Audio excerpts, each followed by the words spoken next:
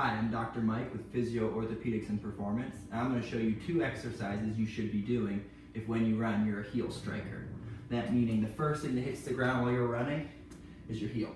The first exercise is called a single leg eccentric squat. So what you're going to do is on one leg, keeping the knee out, lower yourself slowly to the table.